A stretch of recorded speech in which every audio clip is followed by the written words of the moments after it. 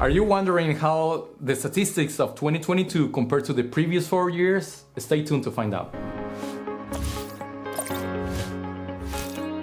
Back to the Austin 101 channel, where we provide tips and information, anything real estate related. Thanks for staying tuned and for following our channel and sharing if you find this useful. All right, we're gonna start with the number of home sales. And again, this is 2022, which is in this graph is the orange line, and how it compares to the previous 4 years, which is 2018, 2019, 2020, and 2021, okay? Let's start with the number of home sales. Very interesting to see that the number of home sales, and these are the number of units, okay? Numbers, if you're counting homes, like 1 door, 2 doors, 3 doors, this is the number of home sales, the number of units. And interesting to see how, since October, November, December, we had less number of home sales compared to the previous 4 years, which is going back to pre-pandemic levels, which is the green line and the red line here in this graph. Here on the next graph, we see the sales volume, and this is actually the dollar amount. This is actually the price, adding all the prices of the home transactions that we saw in the last year, how it added and it compared to the previous year. So 2022 is also lower in sales volume,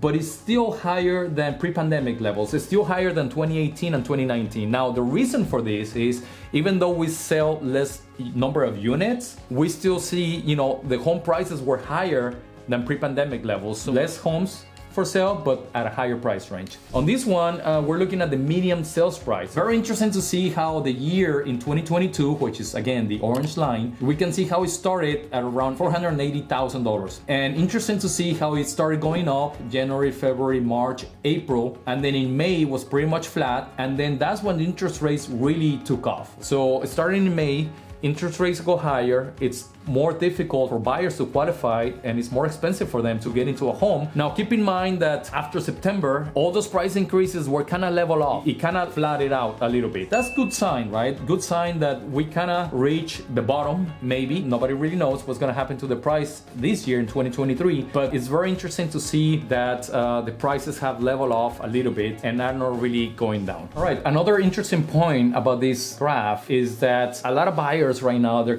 waiting for the market to shift and for home prices to actually, crash. My question is, are you really waiting for that time when the market is gonna crash and go all the way down to pre-pandemic levels? I find that very hard to believe that's something that could happen. There's a big gap, okay, since the pandemic. Here we can see that in November, the two lines actually cross, right? November of 2022 with November 2021. Very good graph to give you an overall picture of the whole market as far as the median sales price goes. The average sales price is very similar to the median sales price, right? Here it's just you add up all the prices and then divided by the number of units sold, and then that you get the average sales price. Again, in November, the two lines actually cross. So we're actually in December of last year, 2022, we're actually lower on the average sales price than what we were in December of 2021. But again, it's not that far off from the beginning of the year. 2022, January, it was prices, the average sales price was around $575,000. Yes, we did gain a lot of sales price. I guess it was really increased a lot, but everything came down. Here, okay, we got the total listings, okay? That's the total number of homes listed right now. We can see actually the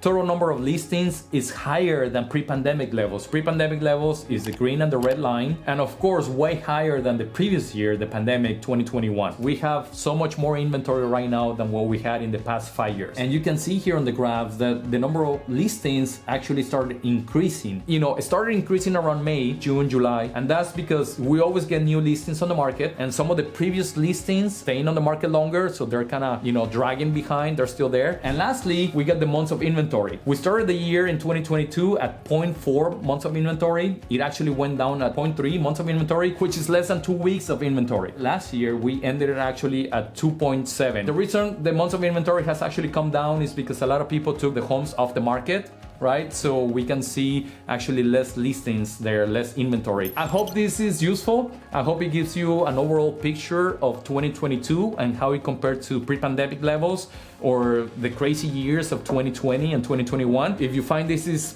useful for your friends and family, please share the video and please follow Austin 101 Realty on our YouTube channel and Instagram and anywhere social media. Thank you, stay tuned, and I'll see you on the next one.